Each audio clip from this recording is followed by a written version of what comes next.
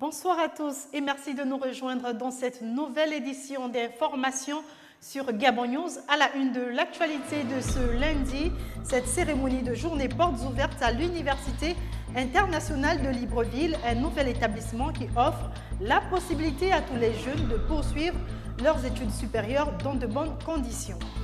Et puis ce nouvel ouvrage de Jean Bédel Mabika qui remet en cause la traditionnelle histoire du Gabon au regard des révélations faites par l'auteur, un livre que beaucoup qualifient d'ailleurs de révolutionnaire. Plus de détails dans ce journal.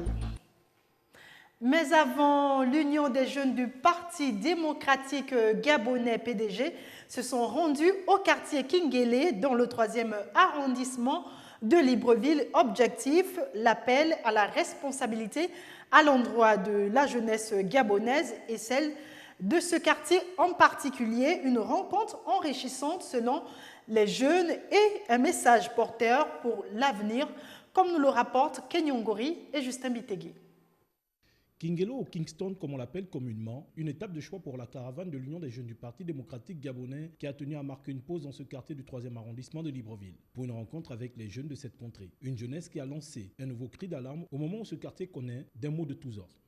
Parce qu'on ne peut plus donner des doléances aux gens qui viennent chez nous. On ne peut plus leur faire confiance. On l'a fait depuis longtemps et on ne fait que ça depuis le temps. On va juste rappeler encore certaines échéances. Les jeunes de Kingélé en ont marre de se confier à tout le monde qui arrive.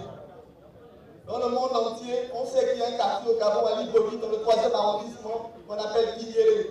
Un quartier en proie à plusieurs difficultés. La jeunesse de Kingélé, très souvent victime de manipulation, a pu écouter le message qu'il a été délivré sur la responsabilité et sur la nécessité de devenir une jeunesse responsable pour une génération consciente.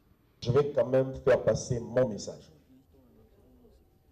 Parce que c'est un message qui vous concerne vous et qui nous concerne tous. La réussite, elle est d'abord personnelle. Tout comme on dit dans la Bible, le salut est personnel. Nous nous sommes inscrits dans une logique. Nous voulons former de futurs leaders. Parce que la différence entre les politiciens et les leaders, c'est que les politiciens pensent aux prochaines élections, mais les leaders pensent aux prochaines générations.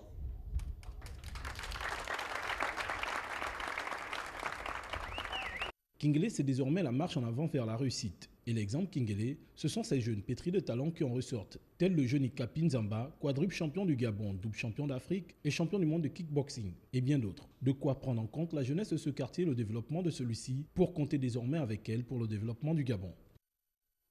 En prélude à sa rentrée académique 2014-2015, fixée ce lundi 17 novembre 2014, l'Université internationale de Libreville vient d'organiser il y a quelques jours sa journée portes ouvertes. Cette journée a permis au recteur de cet établissement supérieur de vanter les mérites de l'éducation. Compte rendu de nos reporters Marcel Tsonga et Justin Bitegui.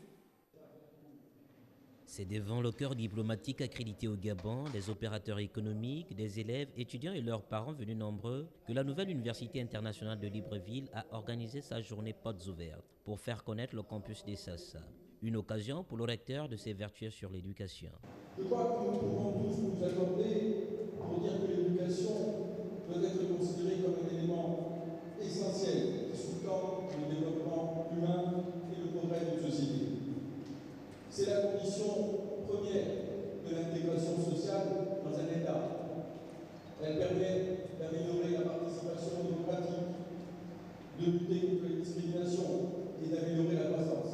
Il faut promouvoir l'éducation. C'est l'un des facteurs qui anime les responsables du campus des Sassa avec un personnel d'encadrement bien formé. Plus que n'importe quelle matière première, c'est la matière grise qu'il convient d'exploiter.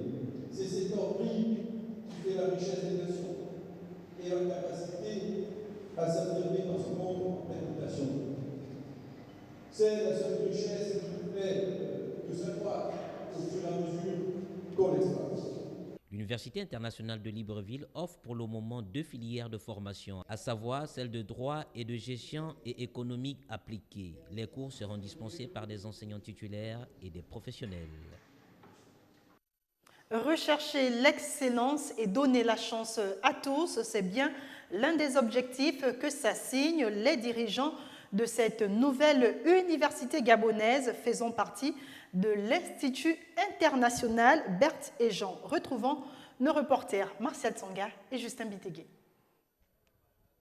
L'Université internationale de Libreville offre un cadre idéal pour les études supérieures. Des salles de cours et amphithéâtres modernes avec des enseignants qualifiés permettront aux étudiants de travailler dans de bonnes conditions. Credo, c'est des méthodes innovantes, c'est l'ouverture internationale, c'est les langues, c'est l'informatique, c'est l'ouverture au monde, la confrontation des cultures, la recherche, les méthodes pédagogiques, la performance, l'efficacité, la capacité d'entreprendre. Nous voulons former des leaders, des entrepreneurs, des personnes qui, demain, seront à la tête de grandes unités de production, des administrations, à tous les niveaux. Étudier est un investissement qui ne cache pas Alexandre Barraud-Chambrier, membre du comité scientifique qui met la recherche de l'excellence dans les priorités de l'université. Les ambitions, c'est la recherche de l'excellence, la recherche des meilleures pratiques, des standards internationaux. L'université internationale de Libreville s'inscrit dans le contexte de la mondialisation, des échanges, avec la volonté de former l'élite de demain qui sera à même de participer à la croissance économique de nos pays et de la région. Présente à la journée Portes ouvertes, Marie-Madeleine Mboroncho, présidente de l'Université internationale de Libreville et marraine de l'événement, a promis d'autres projets après l'institution internationale Berthe et Jean créée en octobre 2008, aujourd'hui l'Université internationale de Libreville et dans les prochaines années, une école primaire. Dans la suite de l'actualité, on parle culture, le nouvel ouvrage de Jean Bédel Mabika qui s'intitule Le Gabon, une civilisation puissante a fait l'objet d'une conférence le week-end écoulé. Son auteur a présenté les grandes lignes de cette œuvre que plusieurs observateurs qualifient de révolutionnaire, vu qu'elle renverse les thèses déjà établies. Reportage de Patrick Charfery et Marvin Beryl. Le livre intitulé Gabon, civilisation puissante a été présenté ce samedi 15 novembre à la Chambre de commerce par son auteur Jean Bédel Mabika.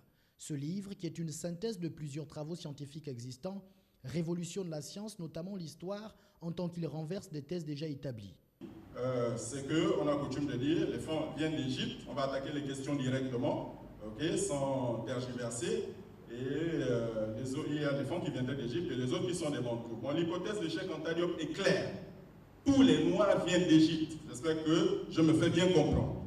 L'auteur, à travers ses recherches, parvient à des conclusions assez surprenantes. Sur donc la base de ces travaux scientifiques que je viens d'évoquer, ma conclusion est claire. Au Gabon, il n'existe qu'une seule ethnie. Il n'y a pas 52 ethnies. Bon, depuis qu'on dit qu'il y a les Haoussa du Gabon, il y a maintenant donc 2 ethnies. Les premiers grands voyages maritimes, j'espère que vous comprenez bien, vous retenez bien, les premiers grands voyages maritimes, l'Amérique est découverte par des Noirs d'Afrique. Dans cet ouvrage, je montre que les Gabonais ont inventé la civilisation, la toute première de l'humanité. Ce sont les Gabonais qui ont civilisé les anciens Égyptiens. Les Gabonais sont les premiers à avoir inventé le navire à voile. Dans cet ouvrage, le Gabon apparaît sous un jour scientifique nouveau, car il est désormais à l'origine des grandes inventions mondiales. Le livre de Jean Bédel Mabika, qui constitue une avancée scientifique décisive, ne tardera pas à soulever des polémiques dans ce milieu très rigoureux qu'est la science. Restons dans le même cadre pour évoquer cette fois-ci la question de l'origine du nom Gabon qui a été au centre des discussions au cours de cette conférence. Pour Jean Bédel Mabika, le nom Gabon tire ses origines des langues locales, contrairement à l'histoire enseignée durant plusieurs années dans nos écoles. Retrouvons Patrick Charfery et Marvin Beryl. Le livre révolutionnaire de Jean Bédel Mabika, qui se caractérise par des conclusions qui paraissent insolites aux yeux des profanes et de certains hommes de science, marque par l'étonnement qu'il suscite depuis la présentation par son auteur. L'histoire du Gabon enseignée depuis des décennies dans les écoles serait une pure invention, notamment celle qui attribue une origine portugaise au substantif Gabon. Pour l'auteur, le mot Gabon est bel et bien d'origine gabonaise. Morceau choisi. Si nous prenons sur la côte, chez les Lombo, la ville de Kamba, les Lombo disent Ngam, donc vous avez le son G. L'estuaire ici était appelé par l'Impongwe Eliwazi Ngaba. Donc vous avez Ngaba, vous avez Ngamba là-bas. Ça c'est dans la tradition. Donc Gabon signifie porte d'entrée au paradis dans les langues gabonaises. Voilà la vraie signification. Sur la base de l'étymologie fondée sur les langues gabonaises. Une affirmation qui trouve aussi son corollaire dans le livre du très célèbre linguiste gabonais Patrick Mugiama Daouda, intitulé « Contribution de la linguistique à l'étude des peuples du Gabon ». Face à l'étonnement que suscitent ces affirmations, l'auteur réagit ainsi. Les Africains en général, les Gabonais en particulier, on aime bien être les derniers. C'est-à-dire qu'on est franchement gêné lorsqu'il y a quelque chose qui nous relève. Le premier noir qui a été accepté au temple de Shaolin, que tout le monde a admiré dans sa jeunesse, c'est un Gabonais, Luc Benza. Personne ne le connaît. Il reste à l'Institut pédagogique national de s'imprégner de toutes ces trouvailles et de réadapter les ouvrages d'histoire pour actualiser les connaissances des élèves. Voilà, c'était le journal de la rédaction. Merci pour votre attention. L'information continue sur notre site www.gabonnews.com. À demain, même heure.